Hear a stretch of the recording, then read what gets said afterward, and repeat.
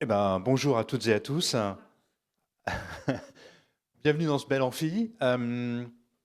Tout d'abord, au nom de Jérôme Notin, qui est donc le directeur général du groupement d'intérêt public ACIMA, Action contre la cybermalveillance, qui opère la plateforme cybermalveillance.gouv.fr et qui constitue le dispositif national de sensibilisation, de prévention et d'assistance aux victimes de cybermalveillance. Bien entendu, je remercie très chaleureusement la direction informatique de l'Université Sorbonne Nouvelle ainsi que la présidence pour cette invitation qui nous est faite à pouvoir présenter le dispositif et surtout nos ressources à tous les agents qui seront présents ou connectés.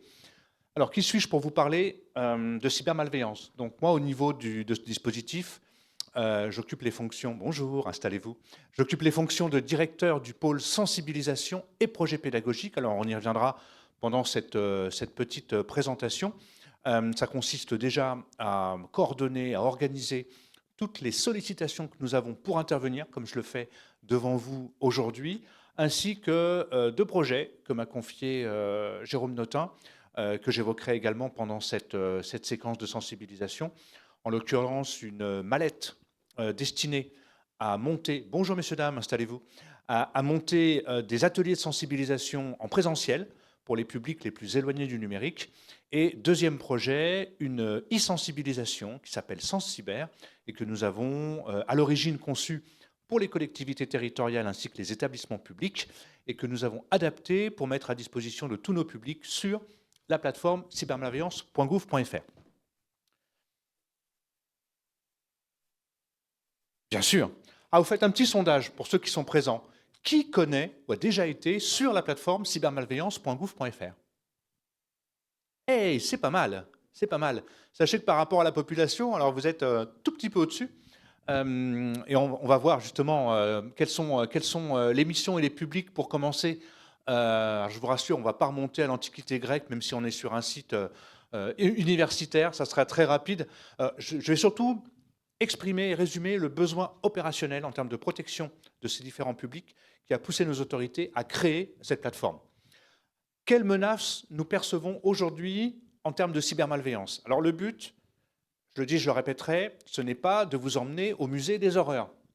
On va évoquer ce qu'on perçoit, sans peur ni reproche, et surtout derrière, le but, c'est de vous faire comprendre les principaux mécanismes de ce qu'on perçoit, nous, ce qu'on identifie comme cybermalveillance, pour derrière, bien entendu, vous adresser un ensemble de conseils et de recommandations destinés à vous en protéger.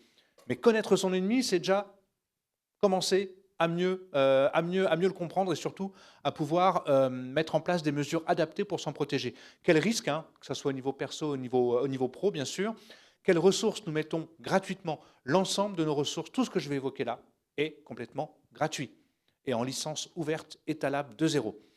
Donc voilà, le but c'est vraiment, je ne suis pas là pour vous vendre quoi que ce soit, je suis là pour vous dire vraiment ce qu'on met à la disposition de ces publics. Et si ça correspond à vos besoins et à ce que vous souhaitez télécharger, ne vous privez pas de le faire. Un petit mot effectivement sur le programme de e-sensibilisation SensCyber. Et puis ensuite on parlera du Cybermois, du mois européen de la cybersécurité. Qui connaît cet événement européen qui en est à sa 12e édition aujourd'hui? Ah, merci, vous êtes moins nombreux que tout à l'heure. Évidemment, il vient de se clore.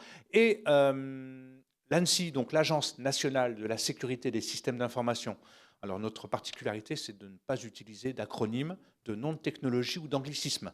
Donc je vais m'efforcer, alors si jamais je ne le fais pas, reprenez-moi, je vais m'efforcer donc de respecter notre ligne éditoriale pendant cette présentation et de tout expliquer ou tout commenter si jamais je n'ai pas le choix. Donc l'Agence nationale de la sécurité des systèmes d'information, qui est l'autorité nationale en France dans le domaine de la SSI, sécurité des systèmes d'information, a piloté cet événement pendant ses 10 premières éditions et nous a passé le relais depuis 2 ans maintenant pour être d'abord cyber-responsable en 2023 et cyber-engagé en 2024. Alors, d'où venons-nous? D'un besoin opérationnel très très simple. En 2015, lorsque nos autorités s'attellent à la stratégie nationale pour la sécurité du numérique, ils se rendent compte d'un énorme trou dans la raquette en termes opérationnels, à savoir une absence totale de l'État sur Internet pour 3 publics essentiels: les particuliers, PME, TPE, associations et collectivités territoriales, et ceci pour 3 missions qui ne le sont pas moins. Tout d'abord, une mission d'assistance en ligne, immédiate, qui va permettre à tout représentant de ces publics qui pense être victime d'une cybermalveillance ou qui l'est réellement, de réaliser un diagnostic, c'est-à-dire de mettre une image sur ce qui se passe, un nom surtout, et derrière de se voir proposer des recommandations d'urgence et, s'il le souhaite, une mise en relation avec un prestataire informatique référencé sur la plateforme. Et ça, sauf erreur de ma part, c'est unique en Europe, si ce n'est au monde, pour une plateforme gouvernementale. Donc ça, c'est la première mission. Deuxième mission, est-ce que certains d'entre vous ont déjà téléchargé et surtout lu des notes techniques de l'ANSSI? Alors en général, on comprend les 10 premières lignes, mais après on décroche rapidement parce que c'est très technique. Et c'est le rôle d'une autorité nationale. Donc la deuxième mission consistait à concevoir, et elle consiste toujours, à concevoir et à mettre à disposition gratuitement des contenus d'information, de définition des cybermalveillances et des outils de sensibilisation. Mais attention, compréhensible par le plus grand nombre. Nous nous adressons à monsieur et madame tout le monde. Et ça, c'est important de le souligner parce qu'on tient ce pari éditorial depuis le lancement de la plateforme en 2017.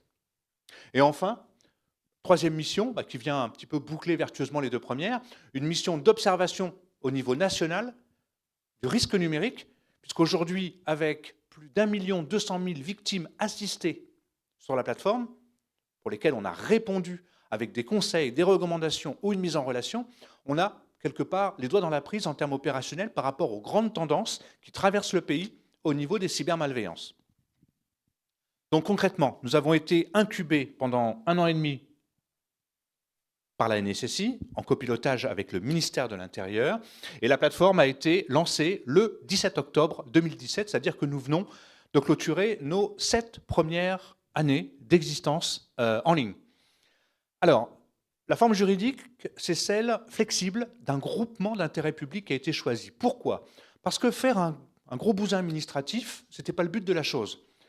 Ce qui a été souhaité, c'est de mettre en place un cadre flexible qui associe les pouvoirs publics, les fédérations professionnelles de prestataires informatiques, les utilisateurs d'Internet, associations de défense des consommateurs, des internautes, associations de victimes, clubs de la sécurité comme le Césin ou le CLUSIF, que vous connaissez peut-être, France Victimes, voilà, tout un tas d'associations d'utilisateurs, et enfin, également des offreurs de services et de solutions, de grands groupes français comme la Maïf, le groupe La Poste, la SNCF, pour justement avoir une gouvernance et surtout des vues complètement différentes les uns des autres qui s'enrichissent et qui se complètent. Et le but est atteint puisqu'aujourd'hui on est à 65 membres au sein du GIP, plus de 1250 prestataires informatiques référencés sur la plateforme. Bonjour, installez-vous. Plus de 200 labellisés experts cyber, je reviendrai très rapidement sur ce qu'est le label expert cyber. Plus de 280 000 demandes d'assistance pour la seule année 2023. Je vous rappelle qu'au total, on a dépassé les 1,2 million. Et enfin, effectivement, en termes de visiteurs uniques, 3 700 000 visiteurs uniques sur l'année 2023. Voilà, une petite slide pour rendre hommage à tous nos membres.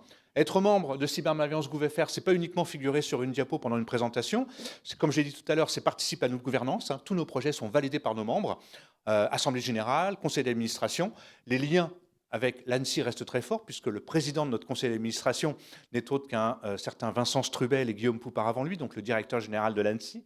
Nous associons tous nos membres systématiquement, en tout cas ceux dont la thématique permet une participation productive, à tous nos livrables et tous nos projets. Et ça, c'est important. J'évoquerai tout à l'heure peut-être une opération qu'on a lancée pour le début du Cybermois cette année, l'opération Impact Cyber, destinée aux PME, aux TPE. Et ben, pour le coup, on a vraiment travaillé en partenariat avec CPME, le MEDEF, le Club Ibios et l'U2P, qui représentent par exemple tous les commerçants et les artisans de proximité. Avant que je rentre dans le vif du sujet, parce que j'aime bien voilà, avoir un petit peu vos remarques éventuelles, y a-t-il des questions ou des remarques sur ce que je viens d'évoquer, la présentation très rapide du groupement d'intérêt public ACIMA, de ses missions et de ses publics? Il y a peut-être des questions en ligne, n'hésitez pas à les indiquer, ou alors on rentre directement dans le bois dur par rapport aux aux menaces cyber. Si, je crois qu'il faut allumer en dessous.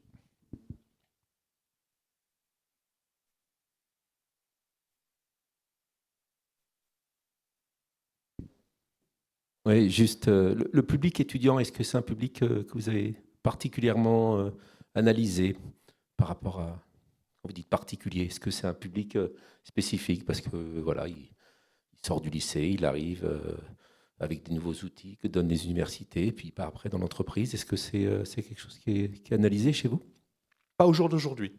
D'accord. Pas au jour d'aujourd'hui. On intervient beaucoup devant des associations de consommateurs, UNC, l'INSEE. Enfin, voilà, on est assez présent en termes de réseau et de relais associatifs.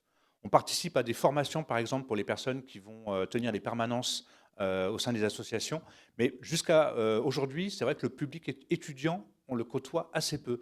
D'où le fait que je me réjouisse de cette voilà, ça augure peut-être une collaboration à venir avec les étudiants, ou en tout cas l'écosystème étudiant. Mais c'est vrai qu'aujourd'hui, ce n'est pas un public qu'on connaît et qu'on mesure particulièrement. Sachant que le parcours d'assistance victime que j'ai évoqué tout à l'heure est complètement anonyme. Donc quand quelqu'un vient chercher de l'aide sur la plateforme, on ne sait pas qui il est. Alors on lui demande simplement de signaler si c'est un particulier, une entreprise ou une collectivité. Mais en dehors de cette précision initiale qui va nous permettre de lui adresser des recommandations adaptées, nous ne savons pas quelle est sa classe d'âge, son statut, étudiant, particulier, retraité, je ne sais quoi. Voilà. Donc, Moi, juste une petite question aussi. Il me semble, si on est victime d'une cybermalveillance, c'est grâce, en passant par la plateforme, qu'on peut déposer plainte. alors voilà, vis-à-vis d'une plainte, on a un petit peu le positionnement d'une gare de triage, c'est-à-dire qu'en fonction de la cybermalveillance qui a été identifiée, on va effectivement vous proposer dans nos recommandations d'orientation, et je le détaillerai tout à l'heure, des possibilités de dépôt de plainte ou de mise en relation avec une brigade de gendarmerie ou un commissariat de police pour étudier avec l'enquêteur, parce que c'est l'enquêteur qui va prendre cette décision, la faisabilité d'un dépôt de plainte. Oui, alors ça peut être la brigade numérique de la gendarmerie nationale, ça peut être internetsignalement.gouv.fr, la plateforme Thésée qui maintenant propose des pré-plaintes en ligne pour un certain nombre de cybermalveillances. Et là, effectivement, la personne peut avoir tout un tas d'informations qui vont lui permettre de préparer et de déposer plainte. Que percevons-nous par rapport aux menaces cyber? Alors, je l'ai dit, plus d'1,2 million victimes assistées depuis notre lancement, un peu plus de 280 000 pour la seule année 2023. Ce n'est pas un scoop. Si je vous parle d'hameçonnage, faux mail, faux SMS, appel téléphonique bidon, par le biais duquel un interlocuteur mal intentionné va usurper la qualité d'une organisation de confiance, d'un contact, de quelqu'un de connu, afin de se voir remettre ou communiquer, par exemple, des éléments confidentiels, comme un couple identifiant mot de passe, de faire cliquer la victime sur un lien qui va l'emmener sur un formulaire bidon, dans lequel elle va penser avoir affaire, par exemple, à la sécurité sociale, pour la mise à jour de sa carte vitale. Elle va donc rentrer à cette fin un certain nombre d'éléments financiers et personnels et confidentiels. Ça peut être également le fait de transmettre un document interne à l'organisation. Donc l'hameçonnage, c'est vraiment la mise en scène, la théâtralisation de l'arnaque, par le biais duquel on va chercher à leurrer, à tromper la victime, pour occasionner une remise volontaire ou avec des accès ou sous forme de documents. Donc l'hameçonnage, effectivement, il est présent partout. Il était encore sur la première marche du podium pour les entreprises et les associations en 2022. Ça s'est un petit peu modifié au profit d'une cybermalveillance qui a beaucoup augmenté en 2023. C'est ce qu'on appelle le piratage de comptes en ligne. Vous savez bien, du fait des confinements et même envie de dire de la transformation de nos activités numériques, nous avons démultiplié les comptes, les accès et les services en ligne. Et malheureusement, nous avons tendance à ne protéger ces accès, ces comptes et ces services, sur lesquels nous stockons de plus en plus de données personnelles, confidentielles, voire de santé, avec des mots de passe trop facilement devinables, trop simples. Ou alors un mot de passe fort, mais que je vais utiliser pour l'ensemble de ces services. J'en vois quelques-uns qui sourient. Oui, on est tous un petit peu, parfois un petit peu paresseux. Et malheureusement, si les attaquants obtiennent, se procurent d'une manière ou d'une autre ce mot de passe même fort, ils ont aujourd'hui accès à l'ensemble de nos identités et de nos activités numériques. Et ce dont on se rend compte à Cybermalveillance GouverFR, c'est que le temps aujourd'hui entre le moment où l'attaquant prend la main sur un compte, une boîte mail principale par exemple, et le moment où il va réutiliser toutes les données contenues dans cette boîte mail ou les contacts dans une optique frauduleuse, ce laps de temps se réduit significativement. C'est-à-dire qu'en 24 heures, entre le moment où il parvient à pénétrer sur l'espace en ligne ou la boîte de messagerie et le moment où il va réutiliser les éléments collectés pour arnaquer, pour vous arnaquer, pour procéder à une usurpation de l'identité ou arnaquer vos contacts, ce laps de temps est de plus en plus court. Donc effectivement, si on ne réagit pas tout de suite, c'est vite l'escalade en termes de cybermalveillance. Donc ça, c'est important côté particulier, et vous l'avez vu côté pro aussi, parce que j'ai vraiment voulu un peu contextualiser par rapport à l'ensemble de la population. Le piratage de comptes en ligne, c'est très important. Et enfin, troisième cybermalveillance Alors c'est pas une nouveauté ça. Nous, on le perçoit depuis 2018 hein, et ça ne cesse de s'améliorer, de se sophistiquer. Ce qu'on appelle l'arnaque au faux support technique. Qui connaît cette arnaque-là?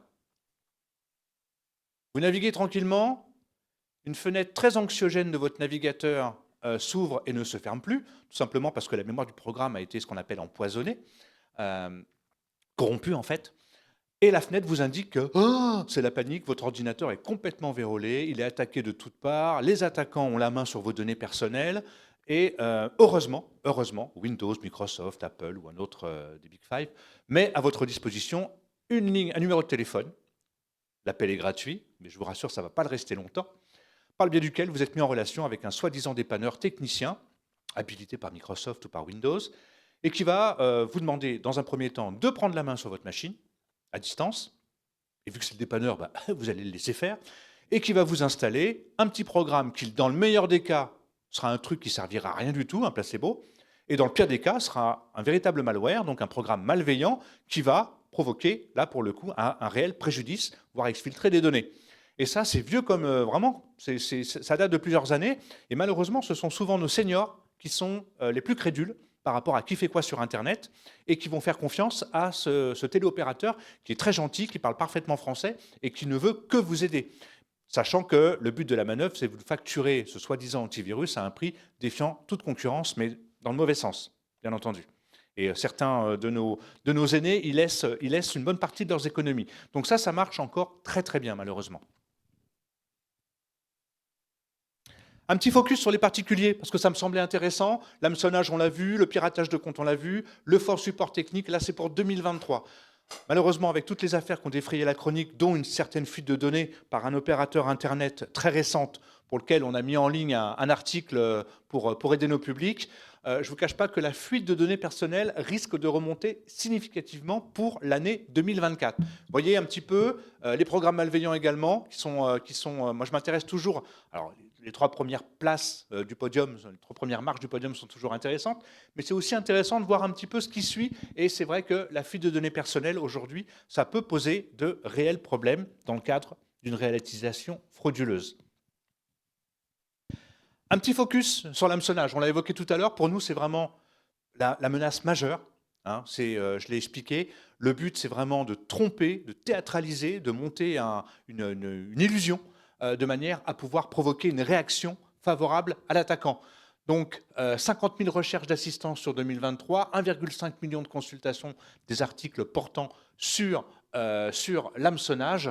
C'est vraiment pour nous un véritable écosystème constitué par des cybercriminels avec des spécialisations. Chaque équipe est très cloisonnée. Et enfin, preuve en est, les attaquants s'adaptent aussi à nos habitudes, bien entendu avec ce qu'on appelle le smishing, donc l'hameçonnage par SMS. Ils s'adaptent surtout à nos activités numériques. On y reviendra, ces fameux doudous qui ne nous quittent plus et par lesquels nous sommes connectés en permanence à Internet. Et les attaquants l'ont bien compris, et aujourd'hui, c'est plutôt ce type de support qu'ils vont cibler. Et manque de peau, quand on est hameçonné, quand on est victime d'une tentative d'hameçonnage, bah, on est en situation de nomadisme, on est entre la machine à le café et la salle de cours, on ne prend pas toujours le temps de vérifier ou de procéder à des recherches, ce qu'on ferait plus facilement sur un ordinateur avec un clavier et une souris. Donc ça, c'est un petit peu aussi le problème. Et on verra quels sont leurs principaux ressorts psychologiques. Alors ça, en 2023, ça a complètement percé tous les plafonds. L'arnaque aux faux conseillers bancaires. Et là, nous, on a pu, grâce à de très nombreuses recherches d'assistance, on a pu un peu comprendre comment ce mode opératoire, ce mécanisme d'arnaque se mettait en place. C'est-à-dire que le lundi, vous allez recevoir un faux mail de l'assurance maladie vous indiquant que pour mettre à jour votre carte vitale, vous allez devoir vous connecter sur une page et remplir un certain nombre d'informations. Nom, prénom, adresse, numéro de téléphone portable, bien sûr coordonnées bancaires, puisqu'il faut bien que l'assurance maladie vous rembourse. Et ces données vont être très rapidement réutilisées par les attaquants dans le cadre de l'arnaque aux faux conseillers bancaires. Pourquoi? Une carte de crédit, les premiers numéros, correspondent à votre établissement bancaire. Ils ont votre adresse. Donc derrière, quoi de plus facile que de faire une petite périmétrie, de voir quelle est la succursale de votre banque la plus proche de votre domicile, d'usurper le numéro de téléphone et de se faire passer pour le service sûreté, service sécurité ou votre conseiller bancaire. Et là, pour le coup, effectivement, pas faire paniquer la personne, lui faire croire qu'un virement ou un achat en ligne est en cours avec son compte bancaire et lui faire transmettre ce fameux petit code unique qui vous est envoyé par votre banque, la vraie pour le coup, au moment de l'achat en ligne. Et malheureusement, des arnaques comme ça arrive toujours au mauvais moment dans la vie. On est stressé, on est fatigué et on se laisse, bien entendu, embringuer par le stress et on croit vraiment que la personne au bout du fil est sincère, est un responsable de la sécurité de ma banque et qu'elle veut bien agir en me permettant de recouvrer l'argent qui est en train d'être dépensé par les attaquants. Mais c'est lui l'attaquant et c'est lui qui fait l'achat en ligne. Alors on a vu ça récemment, ça c'est très malin aussi, un faux SMS avec soi-disant un centre d'opposition. On vous avertit qu'un achat, une transaction est en cours, soi-disant en cours sur votre compte bancaire, et on vous demande de rappeler le centre d'opposition. Et là, pour le coup, c'est magique, puisque c'est la victime qui va d'elle-même rappeler ce qu'elle pense être le centre d'opposition, qui n'existe pas, de sa banque, et communiquer tous les éléments qui vont permettre aux escrocs de finaliser l'achat en ligne. Donc vous voyez, souvent l'actualité se fait sur des piratages de haute volée, avec des programmes très aboutis, très avancés, ou en ligne de commande, en contournant avec des exploits techniques, etc. Mais il ne faut pas se leurrer. Pour ce type de cybermalveillance, là, on est vraiment dans la pêche au chalut. C'est avant tout sur l'utilisateur que vont tenter de jouer les attaquants. Il est plus facile de tenter de tromper quelqu'un aujourd'hui que de coder un programme qui va pouvoir contourner un dispositif de sécurité certifié par l'ANSSI. Pas rêver. Donc, le but, c'est vraiment de décortiquer, d'analyser avec vous, effectivement, comment allumer ces petites lampes rouges qui peuvent vous faire percevoir qu'il s'agit d'une tentative d'arnaque. Alors, l'intelligence artificielle, c'est très à la mode, tout le monde en parle. Aujourd'hui, tous les événements de cybersécurité évoquent l'intelligence artificielle. Nous, pour l'instant, on a assez peu de billes par rapport à ça parce qu'on se fie à la description qui est faite par la victime de la situation à laquelle elle est confrontée. Et effectivement, pour l'instant, on n'a pas affaire à des cybermalveillances de masse utilisant systématiquement l'intelligence artificielle. Comme tout le monde, comme tous les observateurs, on voit que ça commence, notamment au niveau international, et plutôt orienté sur des publics professionnels, avec des vidéos trafiquées qui vont inviter les collaborateurs, par exemple, à procéder à un virement en urgence. Mais finalement, ce n'est que l'arnaque dite au président qui est modernisée, qui est sophistiquée grâce à des procédés d'intelligence artificielle. L'intelligence artificielle génère, elle ne crée pas. On reste, aujourd'hui en tout cas, au moment où je vous parle, face à une délinquance qui reste encore pensée et mise en œuvre par des cerveaux humains et pas par de l'IA. Et note positive, si l'IA est du côté des attaquants, elle est également du côté des défenseurs. Par rapport à ce que je viens d'évoquer, y a-t-il des remarques, des suggestions ou des questions? Je suis passé assez rapidement sur les cybermalveillances. Tous les ans, nous produisons un rapport d'activité qui détaille tout ce que je viens de vous dire. Comme le reste de nos ressources, il est entièrement gratuit. Donc, je vous invite vraiment à le télécharger si vous voulez creuser un peu plus, notamment côté rançongiciel, etc. Enfin, ransomware, comme disent nos amis anglo-saxons. Vous savez, ces petits programmes qui chiffrent l'intégralité des données contenus sur un système d'information, le rendent ainsi inopérant, puisqu'aujourd'hui tous les programmes utilisent des bases de données pour fonctionner, et qui touchent plus particulièrement les organisations, dont malheureusement des hôpitaux, mais également des universités. Hein, et pour recouvrer les données, les attaquants également demandent ce qu'on appelle une rançon, payable aujourd'hui en monnaie virtuelle, en bitcoin la plupart du temps. Et aujourd'hui, c'est vrai que ça a fait des ravages, ça fait des ravages depuis quelques années, notamment au niveau des administrations, des établissements publics et surtout des PME, des TPE au travers, au niveau européen comme français. Oui. Des mots de passe tout à l'heure.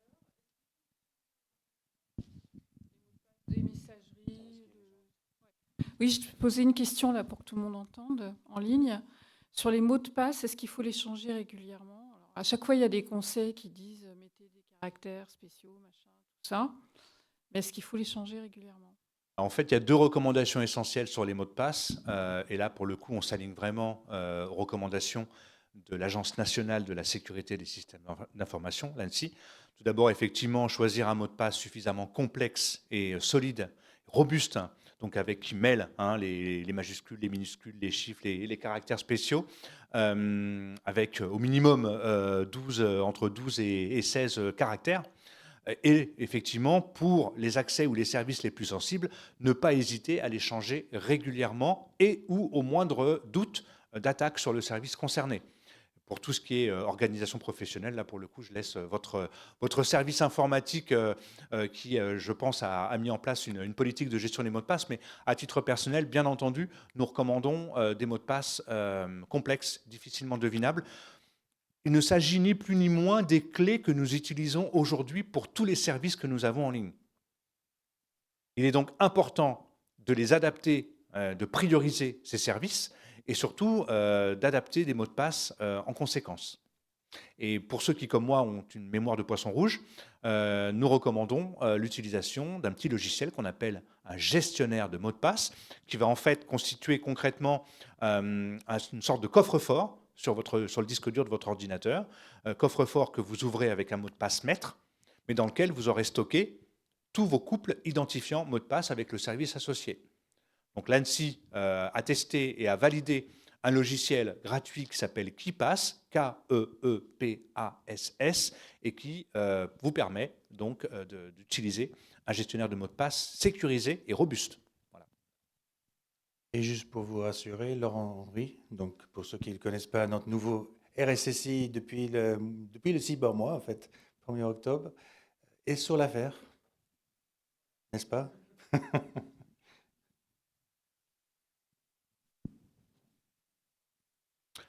Pourquoi les manipulations psychologiques? Comme vous l'avez vu, et comme je l'ai rappelé, à notre niveau, on constate effectivement que... Alors avant d'aller plus loin, il faut quand même que vous sachiez que dans le monde de la sécurité des systèmes d'information, il y a un vieil adage, alors plus je l'entends, moins je le supporte, vous allez comprendre pourquoi. La vulnérabilité est entre le clavier et la chaise. Très bien, une fois qu'on a dit ça, qu'est-ce qu'on fait? Effectivement, l'utilisateur, c'est souvent par lui que les attaquants passent. Mais comme je l'ai dit tout à l'heure, c'est aussi plus facile aujourd'hui de tenter de passer par l'utilisateur que de contourner un dispositif certifié par l'ANSSI. Ça, il faut l'avoir à l'esprit. Et l'utilisateur, et moi je l'ai vu à plusieurs fois dans ma carrière, contrairement à un dispositif technique, il a cette capacité de discernement qui parfois peut faire de lui aussi le dernier rempart.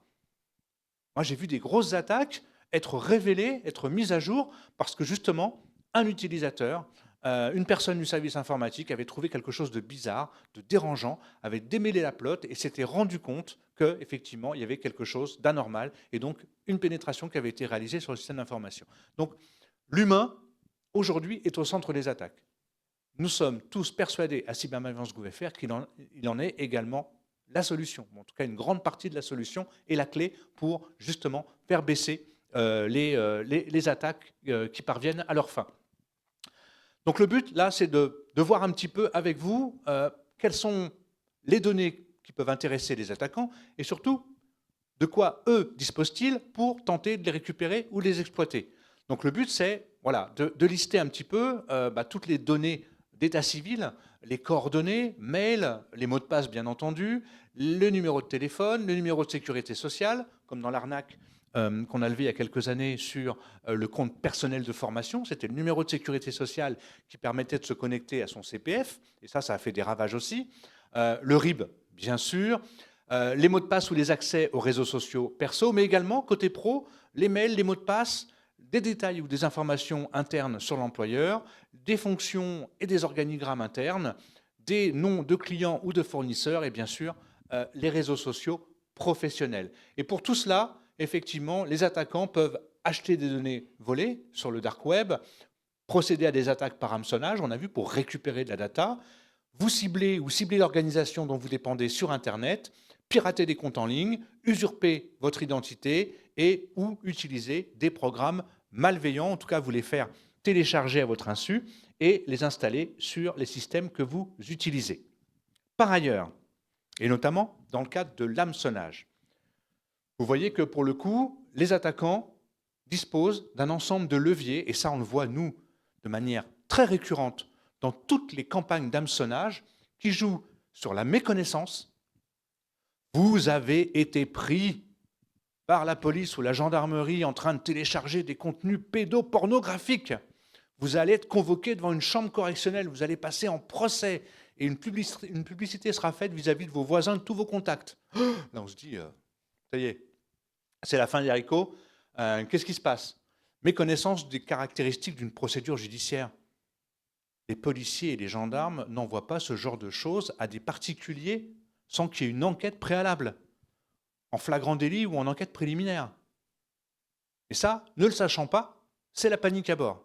Et derrière, effectivement, le stress, la peur, le sentiment de culpabilité, ou alors, inversement, la curiosité, l'envie, quand on est passionné par un domaine. On peut se faire avoir. La recherche de profit, ou encore la passion, tout ce qui est arnaque dite au sentiment, ça fait encore des ravages. On en parle assez peu de ces cybermalveillances, mais je peux vous garantir qu'à chaque fois, les préjudices sont très très élevés et on a affaire à des gens qui sont complètement démolis parce qu'ils pensaient avoir noué une relation amoureuse avec quelqu'un à l'étranger et qui se rendent compte, au bout de quelques années malheureusement parfois, qu'ils se sont fait purement et simplement plumer jusqu'à vider complètement le compte bancaire et les économies d'une vie. Quelques exemples bien connus. Alors, qui n'a pas reçu sur son téléphone portable ou sur son ordinateur, effectivement, la fameuse amende? La fameuse amende. Et là, vous voyez, ça confirme encore ce que je disais tout à l'heure par rapport aux attaquants. Ils collent au contexte. On est aujourd'hui, effectivement, en France, en train de passer à des zones de pollution ou d'émissions de gaz limitées. Ils ont su bondir là-dessus. Les vignettes critères, les loteries bidons, le centre d'opposition, je l'ai déjà évoqué, la mise à jour de la carte vitale, n'en parlons pas, le mandat de poursuite judiciaire, sachant qu'en France, ça n'existe pas, mais ça fait peur, où ils vont mettre tous les tampons, gendarmerie, Interpol, Europol, police, là, pour le coup, tous les services sont copains, ou encore, effectivement, la menace pure et dure de fermer définitivement le service auquel vous avez souscrit, la messagerie, etc. J'ai même vu des gens tellement paniqués à l'idée de perdre un service qu'ils ont répondu à un mail d'hameçonnage Netflix alors qu'ils ne possédaient pas de compte Netflix. Vraiment, le but, il faut que vous le compreniez, c'est de mettre la personne dans le tunnel de l'angoisse et du stress. Alors souvent, il y a des comptes à rebours en plus, vous avez 24 heures pour communiquer ces éléments, sinon on ferme et vous vous retrouvez à la rue. Donc voilà, on est vraiment sur de l'anxiogène. Alors, de quoi on se rend compte également au quotidien par rapport aux recherches d'assistance qui sont faites sur la plateforme? Moi, j'ai le sentiment qu'aujourd'hui, nos concitoyens ont un petit peu de mal, nous avons un peu de mal, parce que je me mets dedans aussi, à connaître, à classer, à sauvegarder et à transmettre les données en ayant conscience du degré d'importance qu'elles peuvent avoir si jamais elles sont réutilisées de manière frauduleuse. Je m'explique en illustrant. J'ai une belle cousine très sympa, Laurence, une femme active qui a l'habitude de manipuler les outils informatiques.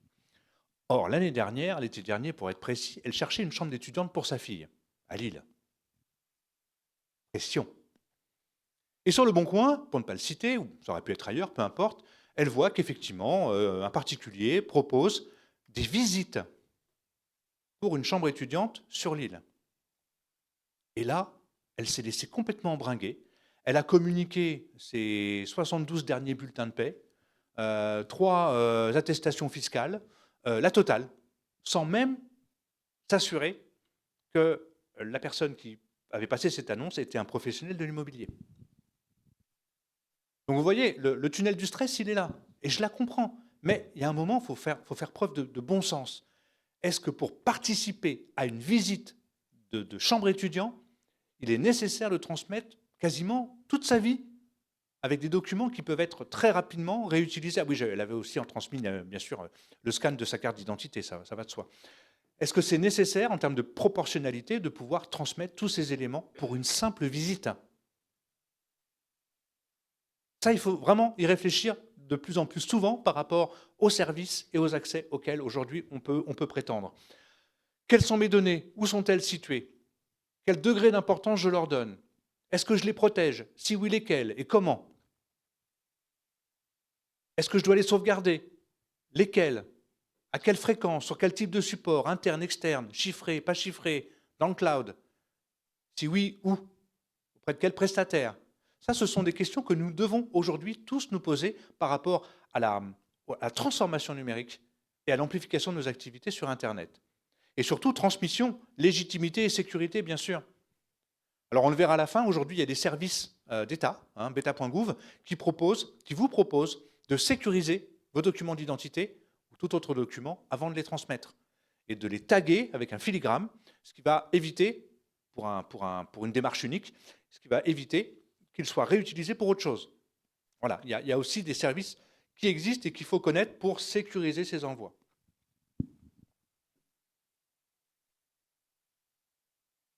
Important, séparer de ses usages pro et perso. Tout simplement parce que les enjeux et les responsabilités et les risques ne sont pas les mêmes. Donc à cybermalveillance.gouv.fr, on encourage vraiment tous nos publics à tenter, autant que faire se peut, de distinguer la sphère personnelle de la sphère professionnelle et d'éviter qu'il y ait une perméabilité qui permette à un attaquant de passer d'un côté et de l'autre pour le plus grand embarras de l'employeur si jamais ça passe du côté perso vers le côté pro. On a effectivement noté la présence assez récurrente d'attaques qui consistent à réutiliser, pour un attaquant, les mots de passe qu'on a réussi à identifier et à se procurer pour un individu ou une personne dans sa sphère personnelle et de les réutiliser avec ses accès ou ses comptes professionnels. Il faut vraiment éviter que ça fonctionne. Donc, vraiment faire le distinguo entre ces 2 domaines. Ne pas mélanger, bien sûr, les messageries pro et perso et ne pas utiliser d'outils de services de stockage en ligne personnels à des fins professionnelles. Là, on pense surtout aux toutes petites structures, aux TPE, aux PME, où parfois il y a un mélange des genres, aux petites associations également, même aux petites collectivités, où il y a un mélange des genres qui nuit vraiment au cloisonnement nécessaire, parce que les enjeux ne sont pas les mêmes. Si on rentre sur le réseau d'une entreprise ou d'une collectivité, on a accès à beaucoup plus de choses que chez un particulier, avec beaucoup plus de risques aussi.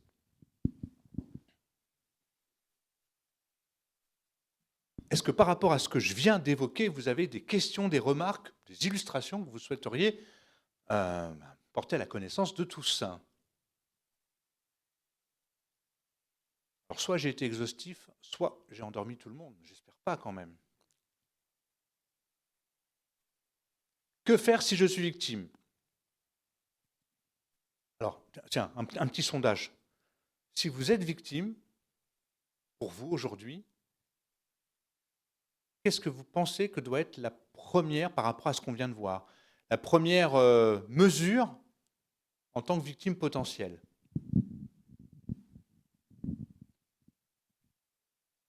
Mais sans doute la plus dure, la plus compliquée à mettre en œuvre. Signaler, l'alerter. Alors, dans un domaine, bravo. Dans un milieu, en milieu professionnel, bien sûr, la première chose, même si on a un doute, même si on dit ça se trouve, c'est pas une arnaque, c'est de remonter l'information à un responsable informatique ou à son RSSI si l'organisation en est dotée. Donc, responsable de la sécurité des systèmes d'information, RSSI. Bien sûr, signaler, alerter, remonter la chose. Alors, j'ai envie de dire que, en tant que particulier, la première chose, c'est de respirer un grand coup et de sortir la tête de l'écran. Parce que le but des attaquants, c'est de vous accrocher la tête contre l'écran et de vous faire rentrer dans ce fameux tunnel du stress que j'ai évoqué tout à l'heure. prendre de la distance par rapport à l'événement. Même si on a commencé à faire une bêtise, on a transmis des informations, on a transmis de l'argent, éviter d'aggraver la situation. Et ça, c'est vraiment, vraiment, vraiment le plus important.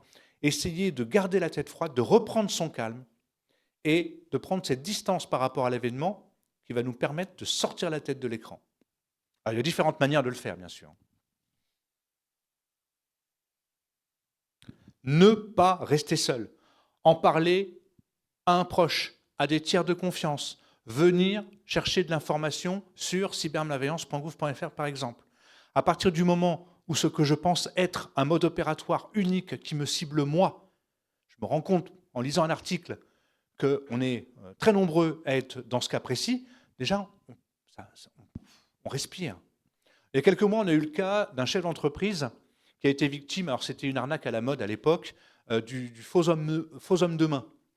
En gros, je vous écris, on m'a engagé pour vous tuer, mais si vous me payez une somme à tel montant, je me contenterai de dire que je ne vous ai pas trouvé, etc. Ça a été envoyé à beaucoup, beaucoup de personnes en France, et nous, on a produit un article là-dessus. Mais le type s'était engueulé la veille avec des voisins au niveau de son entreprise. Il était persuadé, ça arrive toujours comme ça, hein, de toute façon, une arnaque, il était persuadé que ce truc était vrai et que ses voisins avaient engagé un homme de main pour lui faire la peau. Mais il y croyait, mais impossible de lui dire non, non. Et le fait qu'il aille sur le site et qu'il voit l'article, il se dit effectivement, oui, je ne suis pas le seul. Bon, d'accord. Voilà, ça fait baisser la tension, ça fait baisser la pression. Et ça, c'est très important.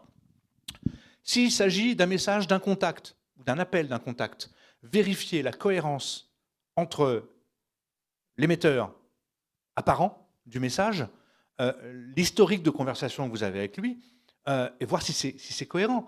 Soudain, je pars à l'autre bout du monde, j'ai un cancer et je te demande de m'envoyer de l'argent. Mais je t'ai vu avant-hier. Donc voilà, il y a aussi ça à vérifier. On l'a vu, se méfier très naturellement des messages alarmistes, anxiogènes ou au contraire l'affaire du siècle. Non, on ne peut pas obtenir le dernier smartphone à la mode à moins de 2 €. C'est une arnaque, il faut le dire, il faut l'avoir à l'esprit. C'est forcément une arnaque. S'informer ou trouver de l'assistance, bien sûr, sur cybermalveillance.gouv.fr.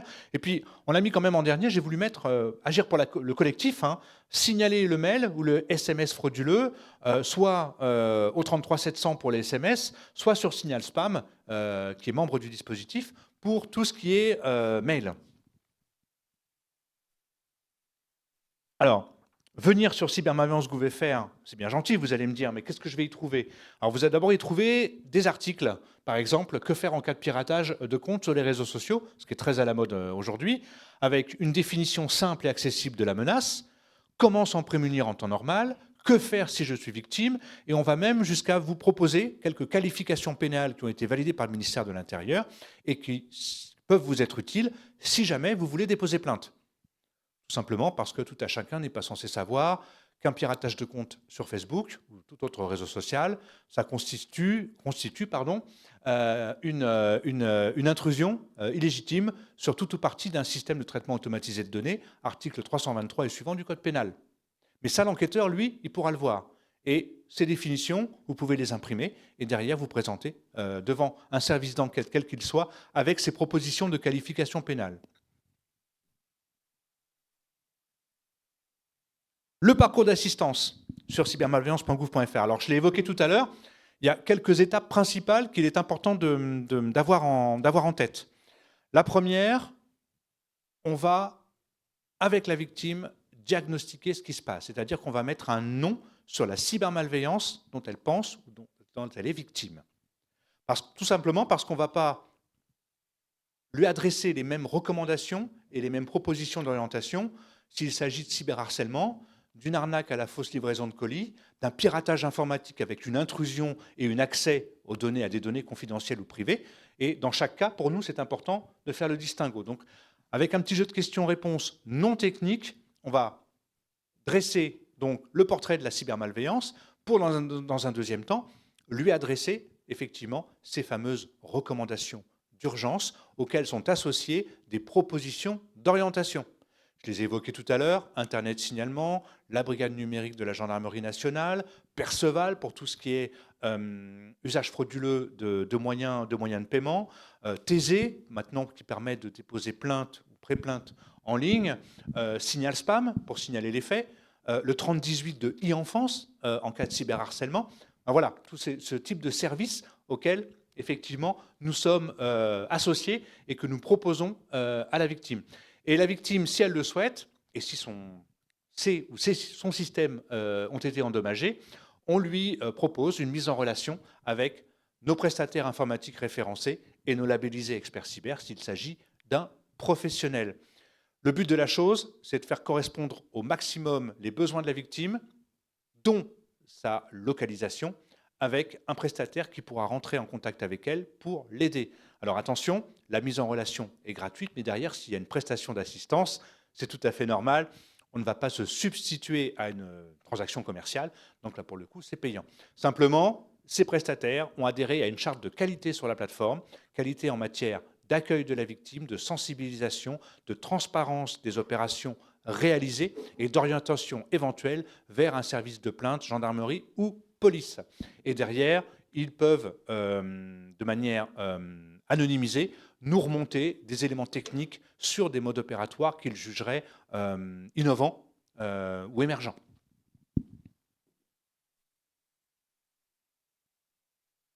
Est-ce que vous avez des questions par rapport à ce que je viens d'évoquer? Que faire si je suis victime? Est-ce que vous pensez que garder la tête froide et tenter de prendre la distance, c'est un bon conseil? Je me permets d'insister dessus, hein, vraiment. Ne pas rester seul. Ne pas rester seul la tête dans son écran, c'est, que ce soit au niveau perso ou au niveau pro, c'est très, très important de sortir de cette logique qui fait qu'on risque d'aggraver les choses. Il y a quelques années, dans une société que je ne citerai pas, dans le sud-ouest de la France, grosse société, une employée avait cliqué sur une pièce jointe malveillance. Et effectivement, elle s'est rendue compte que son ordinateur commençait à mouiller de manière un peu bizarre. Ça semblait consommer beaucoup de puissance de la machine.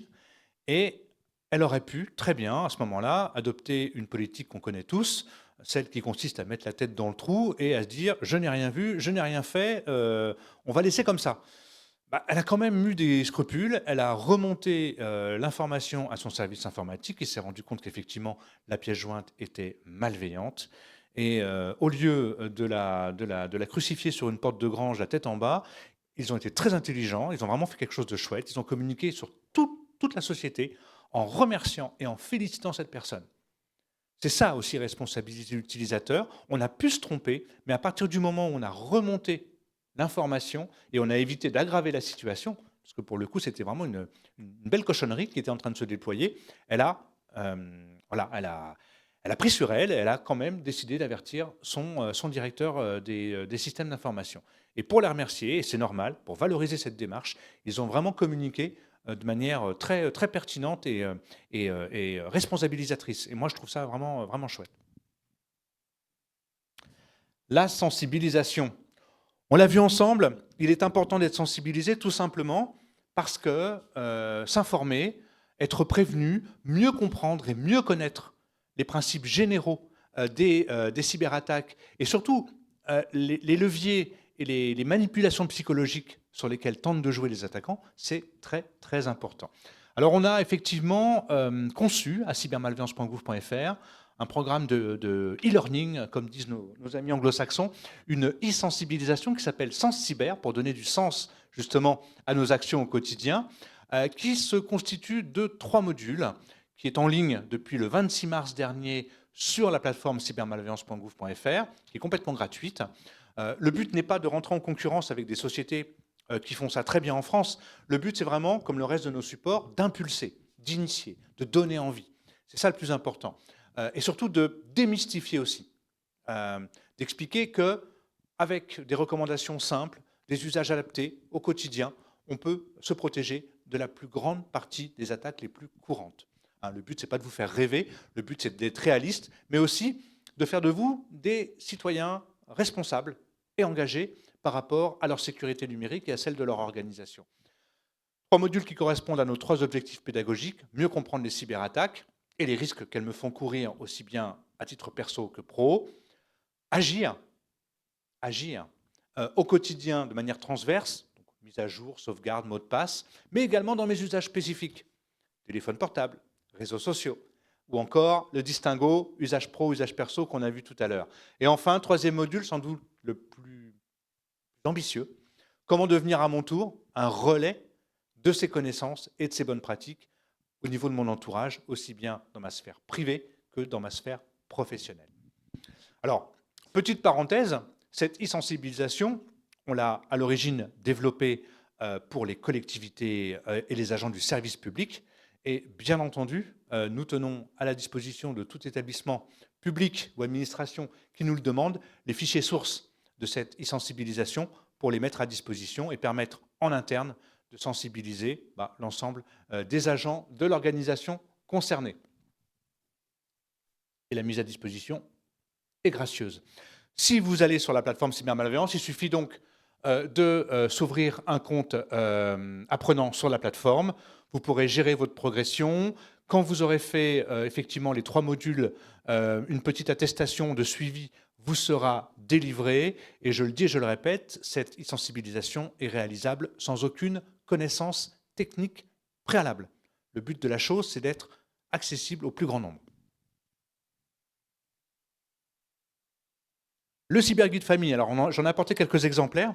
Ça, c'est un support qu'on a développé il y a quelques années, qu'on a conçu avec nos membres, dont le ministère de l'Éducation nationale et de la jeunesse, tout simplement parce qu'il nous semblait intéressant et important de restaurer, de remettre un peu les échanges sur les bons usages, les bonnes pratiques dans le cercle familial. On a l'impression qu'aujourd'hui, il y a beaucoup de familles qui sont un petit peu scindées à ce niveau-là. Les parents ne comprennent pas toujours les usages et l'utilisation des outils qu'ont les enfants. Donc vraiment, pour essayer de rassembler au niveau intergénérationnel les composantes d'une famille autour aujourd'hui des enjeux au quotidien du numérique. Donc pareil, gratuit, librement téléchargeable et réutilisable.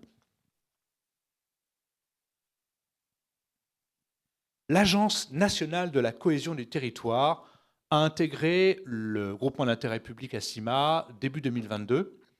Effectivement, l'ANCT s'occupe, entre autres choses, de tout ce qui est du ressort, du pilotage des réseaux en France d'aidants numériques, conseillers numériques, Point France Service, si vous connaissez ces notions-là. Et elle nous a demandé de produire à destination de ces acteurs qui accompagnent nos concitoyens les plus éloignés du numérique et qui sont quand même aujourd'hui, si on se fie à une étude faite par l'ANCT récente, près de 16 millions, nous a demandé de concevoir une mallette de sensibilisation destinée à leur permettre de monter des ateliers de sensibilisation en présentiel avec ces usagers. Donc c'est chose faite, on a conçu et créé cette mallette qui contient à la fois des fiches permettant à l'aidant de s'acculturer ou d'actualiser ses connaissances, mais derrière, effectivement, des activités pédagogiques et ludiques pour mieux faire passer ses connaissances à ses usagers. On tient également à votre disposition un ensemble de fiches et de mémos. Alors j'ai volontairement mis celles concernant nos doudous numériques que j'aime évoquer et qu'on malheureusement on n'a pas encore tous l'habitude de bien sécuriser. Tiens, un petit sondage comme ça, de manière précipitée. Qui a installé ou paramétré un antivirus sur son téléphone portable? Et vous êtes globalement au-dessus de la moyenne quand même. Hein. Bravo, bravo, bravo.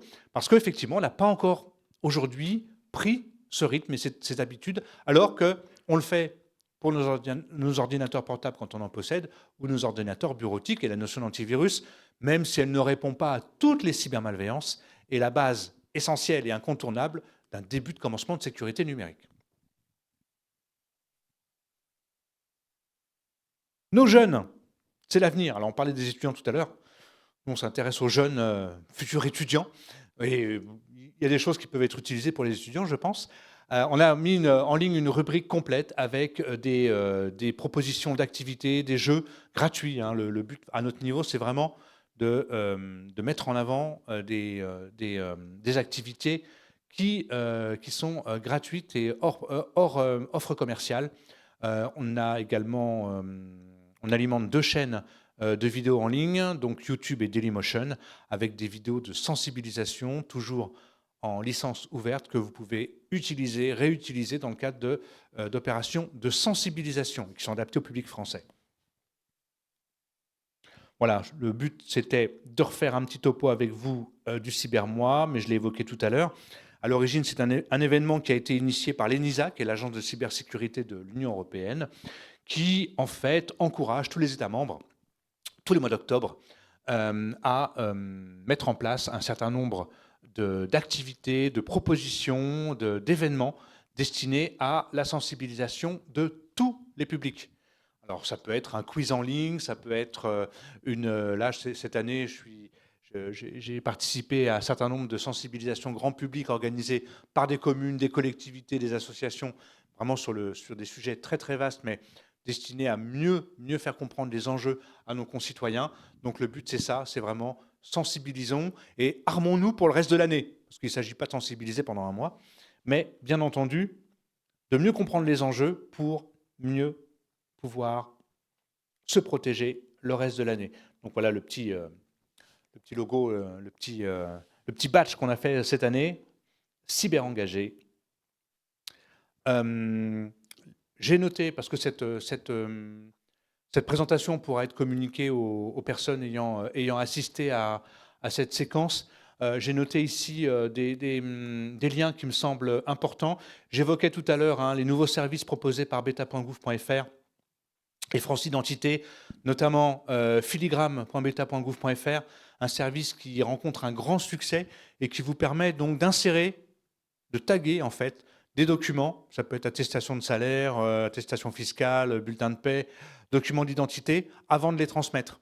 Comme ça, vous les taguez pour une transaction et un objet unique, avec une date, etc. Donc ça permet quand même d'éviter, dans la plupart des cas, que les documents soient immédiatement réutilisés à d'autres fins que celles pour lesquelles vous les avez transmises. Pareil, monter un dossier de qualité et sécuriser, ou encore garder la maîtrise avec le fait de pouvoir générer un justificatif d'identité à usage unique sur franceidentité.gouv.fr. On est dans les temps. On est dans les temps.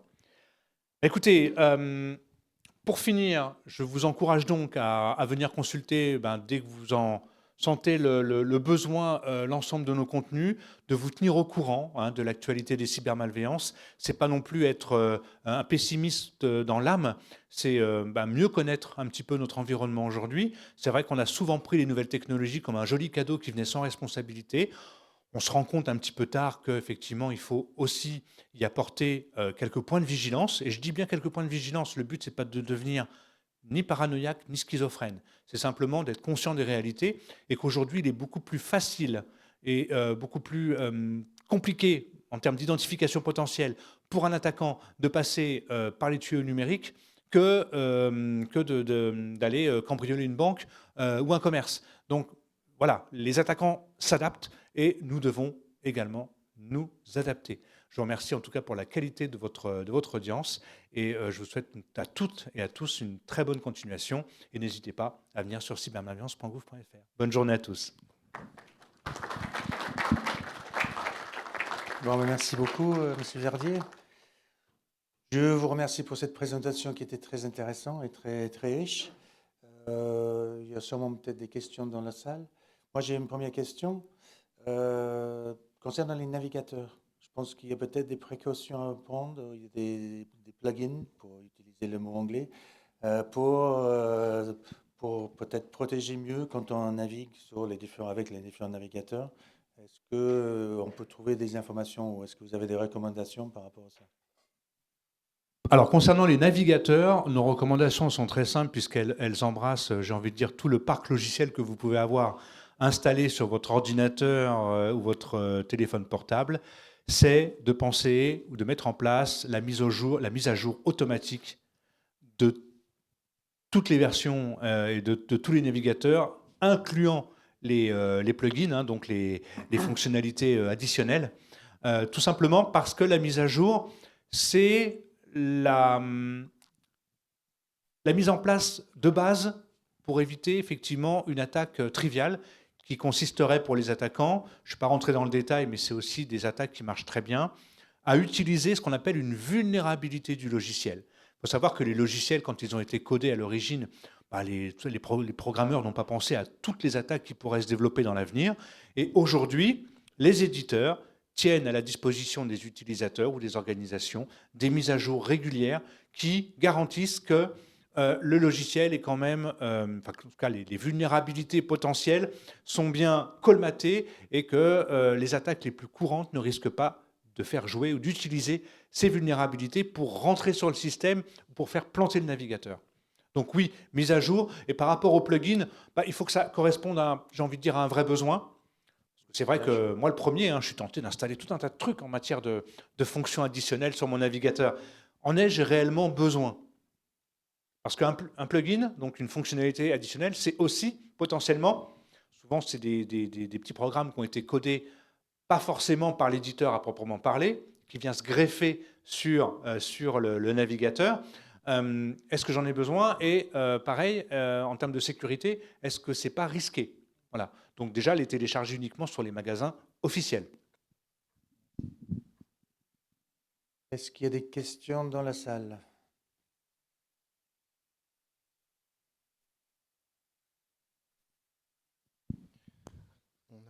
On n'a pas parlé coût pour une entreprise de mettre en place de la cybersécurité. Est-ce que vous pouvez nous faire des retours un petit peu sur le coût, l'investissement dans les entreprises, les différents types d'entreprises que vous avez autour de vous, pour avoir une petite idée peut-être des idées de conseils à notre présidence, pour avoir une idée de ce qu'il faudrait investir pour se mettre un peu à l'abri?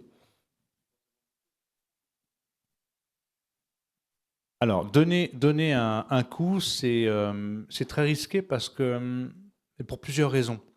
Ce n'est pas une réponse de Normand que je vous fais, c'est vraiment une vraie réponse. Et en plus, on m'a posé la question il y a quelques jours sur une table ronde lors d'un événement dédié aux PME, TPE, aux experts comptables pour être précis. Le coût de se sécuriser peut énormément varier en fonction de ce que vous souhaitez, quel est votre actif numérique, le périmètre à protéger, l'indice de risque qu'en tant que chef d'entreprise, vous acceptez aussi, et le prestataire par lequel vous allez passer. Nous recommandons à un chef d'entreprise de commencer déjà à connaître ce qu'il doit défendre, en priorisant. On ne peut pas tout défendre de la même manière. En tout cas, je pense que c'est compliqué. Et pour ça, il n'y a pas de secret, il faut partir sur ce qu'on appelle une analyse de risque. Il existe de différentes méthodes. Et adapter cette défense aux risques les plus élevés en matière de méthodologie d'attaque qui cible la catégorie à laquelle j'appartiens. On ne va pas forcément conseiller une association de la même matière qu'une collectivité. Les enjeux ne sont pas les mêmes. Dans un cas, on a aussi des données nominatives, mais dans d'autres cas, on a également, pour la collectivité, on a des missions de service public de proximité. Vous voyez ce que je veux dire? En fait, et dernière chose que je voulais évoquer également, souvent également on confond le budget informatique et le budget cybersécurité. Or, ce sont deux métiers différents. On peut avoir un très bon support informatique et ce support informatique, ça ne sera pas forcément bon en matière de cybersécurité qui implique une expertise, selon moi, supplémentaire en termes de supervision, de remédiation et de feuille de route à moyen et à long terme pour se sécuriser. Tout ça pour vous dire qu'aujourd'hui, et moi c'est la question que je pose aux chefs d'entreprise, peut-on envisager la pérennité de son activité sans cybersécurité? Je ne le pense pas. On l'a vu, le jeu change, c'est plus une partie d'échecs, c'est du poker menteur. Les attaquants ont l'initiative. Aujourd'hui, une entreprise peut tout perdre suite à une attaque majeure au niveau cyber. Et quand je dis tout perdre, c'est son activité, mais que des gens se retrouvent également sur le carreau pour aller à, on ne dit plus Pôle emploi, maintenant on dit France Travail, mais le résultat est le même, sans emploi. Donc en fait, il faut investir dans la sécurisation, mais il faut le faire de manière pertinente, adaptée à ce qu'on veut défendre. Et si possible, et c'est pour ça qu'on a créé le label Expert Cyber, que j'ai évoqué tout à l'heure, mais je ne suis pas rentré dans le détail, parce que ce n'était pas le but ici, et en privilégiant un prestataire dont l'expertise a été vérifiée. Et c'est le cas des 200 labellisés experts cyber qu'on a mis en place en France aujourd'hui, puisqu'ils candidatent auprès de l'AFNOR, qui mène un audit sur un référentiel de compétences sur lequel on a travaillé avec nos membres issus de l'écosystème des fédérations professionnelles des prestataires informatiques. Et donc, ça permet à des petites et des moyennes structures d'être mis en relation avec des labellisés, donc prestataires de confiance, pour les accompagner sur tout le cycle de vie de la cybersécurité. Installation, maintien en conditions opérationnelles et réponse à incidents. Alors le coût, après, c'est au chef d'entreprise ou de l'organisation de trancher. Mais quoi qu'il arrive aujourd'hui, je pense qu'il est important d'investir et surtout d'avoir une vision à moyen et long terme. Et il n'y a pas un pourcentage en moyen, pourcentage budget au niveau numérique par rapport enfin, comment dire, un pourcentage dédié aux cybersécurité dans un budget global numérique c'est peut-être de chiffrer ça aussi, mais Non, on n'a pas ça. Nous, vraiment, on recommande de le faire de manière adaptée à ce qu'on veut défendre, à son actif, à son activité, au type d'attaque contre lesquelles on veut se protéger. Donc, c'est compliqué de donner un chiffre qui pourra avoir du sens. Et l'autre jour, à l'expert comptable, on lui a donné le chiffre de 3 000 euros par an. Mais ça veut tout et rien dire. ouais, c'est ça. Et tout dépend aussi d'où vous partez. En l'occurrence, lui partait d'une feuille blanche. Il venait de monter son activité. Si on a affaire à une structure qui est en activité depuis quelques années et qui a déjà mis en place quelques briques, ça ne sera pas le même coût. Ouais, bien sûr. Je suis vraiment désolé, je ne vous donnerai pas de chiffres. Mais j'espère que vous avez compris la démarche, pour le coup. Hélène, est-ce qu'il y a des questions à distance? Non. Il y a d'autres questions dans la salle? Laurent, tu veux ajouter quelque chose? Bonjour, donc moi je reprends pas une autre conf, juste déjà pour me présenter. Donc je suis Laurent Henry, je suis le responsable sécurité des systèmes d'information pour l'USN, arrivé au 1er octobre. Donc je m'installe, je prends connaissance des dossiers et des sujets. Donc moi j'ai juste un slide, c'est juste pour me présenter sur la politique. Donc effectivement on est raccord avec tout ce qui est dit. Moi mon rôle présentement sur ce genre de sujet, c'est que je suis le contact sécurité. Sur la deuxième page, enfin, c'est juste celle du milieu. Voilà. Donc, moi, très brièvement, je vous invite à regarder sur les mots de passe, parce que je ne peux pas vous déployer toute la politique de sécurité de l'université là. Sur les mots de passe, effectivement, des précaux, c'est regarder sur le lien qui est là, ça vous dira la complexité du mot de passe qui va bien. Et ça vous dit en combien de temps, dans des conditions idéales et théoriques, un mot de passe s'est craqué. Donc vous allez arriver sur quelque chose qui, en ce moment, dit 12 caractères avec des symboles, des caractères alphanumériques. Et c'est assez marrant parce que on était sur 8 et le 8, il vous indique, je crois que 5 minutes à craquer dans un labo. Donc ça, c'est la vraie préco. La préco que je n'avais pas écrit, mais que M. Verdier a bien rappelé, c'est ne pas réemployer. Parce que moi, je viens d'arriver, mais j'ai déjà travaillé en université. Et quand on reçoit un mail le matin qui dit, il y a de nos autorités de ministère et tout ça, qui nous disent, il y a un fichier de LinkedIn, la base d'authentification de LinkedIn a fuité, vous avez 30 personnes dedans, avec le mail pro. On est un petit peu embêtés. Donc, ne pas réemployer, parce que c'est par là que ça passe, effectivement. Et nous, on s'efforce de sécuriser ce qu'on peut. Si la porte elle est ouverte par ailleurs, on aimerait bien que ça reste ailleurs. Pour les mots de passe, on est raccord avec ce que disait M. Verdier. Donc l'outil qui passe, c'est la grosse préconisation de l'outil qui fait coffre-fort de mots de passe. Je sais que les collègues de l'assistance informatique, dont certains sont présents dans la salle, sont OK pour assister. Enfin, ils ont la maîtrise de cet outil si vous avez besoin. Le but du jeu, c'est de ne pas enregistrer vos mots de passe dans les navigateurs, pardon. Et de ne pas les mettre sur un post-it, de ne pas les mettre sur le clavier, de ne pas les mettre dans un fichier Word sur votre ordi. Donc cet outil fait très bien l'affaire et il n'est pas trop compliqué quand on a la main dessus. Donc notre assistance est là. Les points de contact, donc notre service assistance informatique qui est le point d'entrée privilégié pour toutes vos questions d'assistance informatique que vous connaissez déjà, pour les choses simples et préco, parce qu'il y avait un très bon slide de M. Verdier qui disait comment protéger vos données. On est là pour ça. Donc moi, je suis RSSI, mais je suis heureusement pas tout seul et chaque personne de la DNUM dans son périmètre a un avis et des conseils et peut vous aider sur la question. Moi, je suis derrière l'adresse mail RSSI Sorbonne Nouvelle. Donc, vous déclarez les incidents parce que c'est effectivement très utile. Et nous, on ne gronde pas et on ne punit pas les gens. Donc, des choses très étranges, on sait ce que c'est d'être sur un moment de pression. Pas ouvertement. Oh non, même pas du tout. Non, non, pour nous, c'est précieux parce que vaut mieux savoir ce qui se passe dans la maison et pouvoir agir avant. Moi, précédemment, j'ai déjà eu le cas du fichier Excel de la personne de tel service, prétendument de son chef, qui lui dit tiens, va chercher ce fichier-là pour le dossier en cours avec la bonne signature et tout. La personne elle clique, elle me dit j'ai un problème, c'est bizarre, ma chef m'a envoyé un truc sur OneDrive, c'est pas habituel. Non, c'est pas habituel parce que c'était pas les outils utilisés. Et puis le fichier Excel il part et nous on regarde en réseau et on voit tout un tas de trucs qui partent en Russie. Bon, après le poste, on avait beaucoup de boulot, mais la personne nous a prévenus, ça a évité de se prendre un saclet ou un truc comme ça, où effectivement, les points d'entrée, on peut faire de la grosse sécurité, mais c'est effectivement le phishing, le vol de mot de passe, l'intrusion sur un compte. C'est pas pour rien, je crois que c'était Hillary Clinton qui s'était fait piquer son Gmail par des Chinois. C'est l'assistant qui a cliqué sur le mauvais lien de renouvellement de mot de passe. Donc c'est par là que ça rentre à tous les coups. Le ransomware, nous, c'est une problématique où on n'aimerait effectivement pas se retrouver dedans, ça passe par là aussi. Donc, à notre niveau, c'est très important que vous nous remontiez les incidents.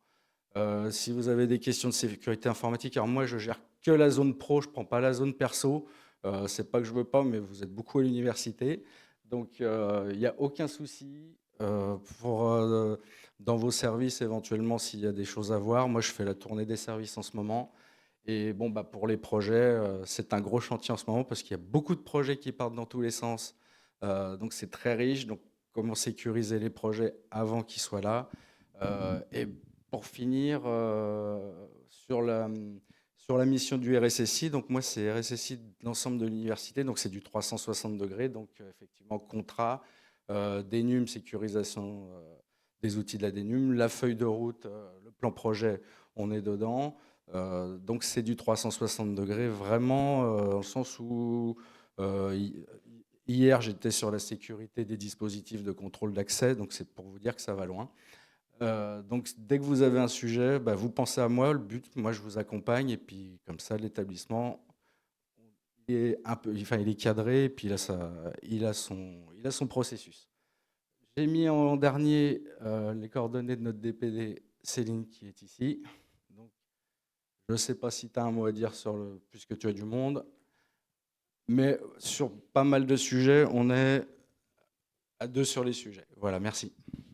Oui, alors moi c'est très rapide parce que je pense qu'à force, vous me connaissez.